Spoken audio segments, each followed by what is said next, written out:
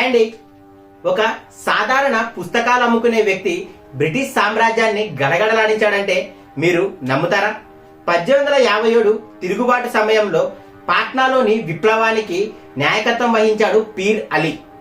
July 3న British అధికారులపై మెరుపుదాడి చేసి వారిని వణికించాడు.